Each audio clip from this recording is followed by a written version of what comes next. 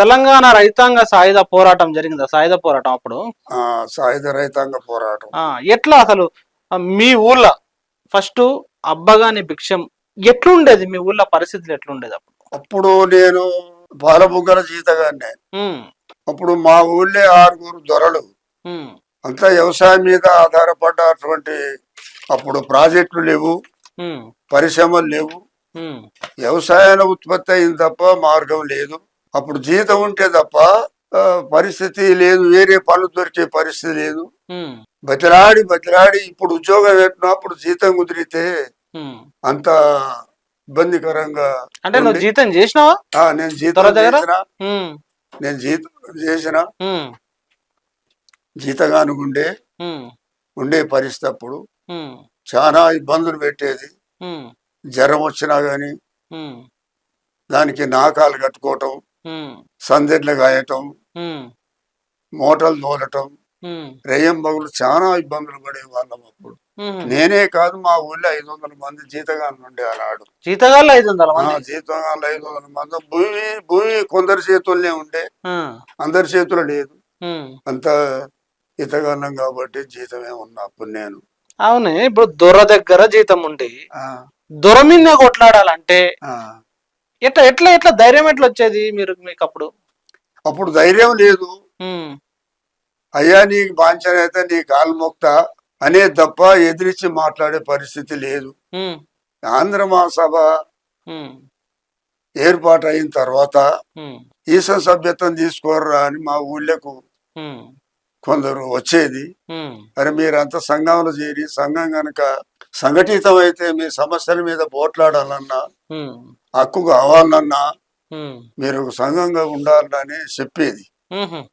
అంటే మీరు జీతం చేసేటప్పుడు ఈ సంఘం అంటే ఎట్లా తెలుస్తుంది? తెలియదు. మరి ఎట్లా ఎట్లా ఎట్లా అయింది మరి? తెలియదు. వీళ్ళు వచ్చి చెప్పినాకనే ఈ సభ్యత్వం ఇచ్చి మాకన్నా పెద్దవాళ్ళందరూ సంఘంలో చేరిండ్రు. చేరుతుంటే అక్కడ మా ఊరికి రోజు సుద్దాల హనుమంత్ గారు వచ్చిండు. సుద్దాల హనుమంత్ వచ్చిండు మీ ఊరికి? వచ్చిండు, మా ఊరికి వచ్చిండు. సుద్దాల హనుమంత్ గారు వచ్చి అక్కడ పెద్దోళ్ళతోనేమో మాట్లాడాడు. అయితే మా చిన్న పిల్లగాళ్ళ కాడికి కూడా వచ్చిండు. ఏం ముచ్చట చెప్తాడు అని మేము అనుకున్నాం. ఆయన పాట పాడాడు. ఏం పాట పాడు? గుర్తుందా?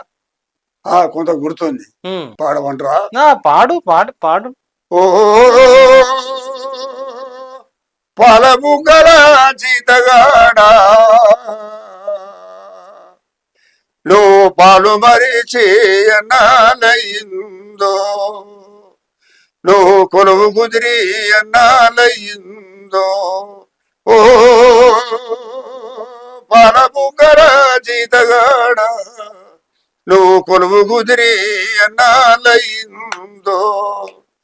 కాలువై కన్నీరుగార కళ్ళపై 2 చేతులుండా, కాలువై కన్నీరుగార కళ్ళపై 2 చేతులుండా, ఎక్కి ఎక్కి పడి ఏడ్చెదవది ఏలా. ఓ పాలబుగ్గల జీతగాడ, ఎవరేమన్నారో చెప్పావా.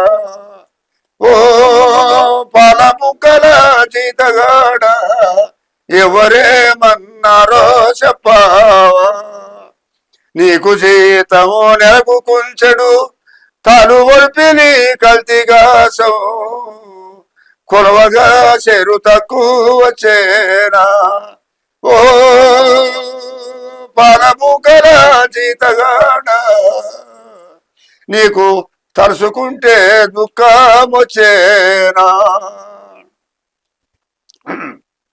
తాటి చెక్కల కాలి జోడు, తప్పటడుగుల నడక తీరు, తాటి చెక్కల కాలి జోడు, తప్పటడుగుల నడక తీరు, బాటతో పని లేకుంటయిందా.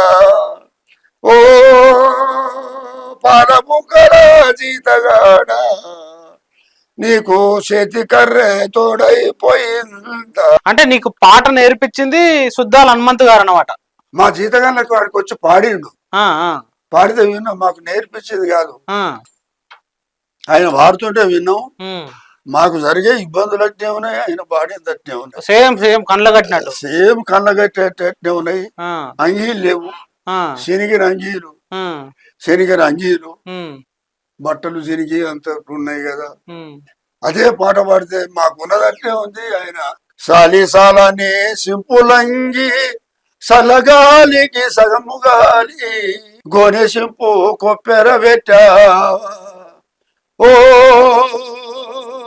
పాలబుగ్గల జీతగాడ దానికి చిల్లులెన్నో లెక్క పెట్టా ఓ పాలబుగ్గల జీతగాడ దానికి చిల్లులెన్నో లెక్క పెట్టావా మాయదారి ఆముదోడలు మాటి మాటికి ఎనుగుదూకి మాయదారి ఆముదోడలు మాటి మాటికి ఎనుగుదూకి పటసేను పాడు చేసేనా ఓ పరపుకల జీతగాడ పసల కాపరి నిన్ను కొట్టేనా ఓ పరపుకల జీతగాడ నువ్వు నిజము దాసక నాతో చెప్పావా ఆకుతేళ్ళు కందిరీగలు అడవిలో గల కీటకందులు ఆకుతేళ్ళు కందిరీగలు అడవిలో గల కీటకందులు నిన్ను ఏమన్నా కాటు వేసేనా ఓ పాలపుక్కల జీతగాడ నిజము దాసక నాతో చెప్పావా జనవరి 26 ప్రజాతంత్ర నినాదాలు జనవరి 26 ప్రజాతంత్ర నినాదాలు ఈ ఒట్టి బూటకమంటావా ఓ పాలపుక్కల జీతగాడ ఈ కోటీశ్వర్ల నాటకమంటావా ఈ కోటీశ్వర్ల నాటకమంటావా ఇట్లా వాడుతుండే మేము చూసి అమ్మా ఈయనే నేర్చుకున్నావు ఈయనే నేర్చుకున్నావు ఈయనే నేర్చుకున్నా నేర్చుకొని అట్టే పాడుకుండా ఒక దళాన్ని తయారు చేసిన నేను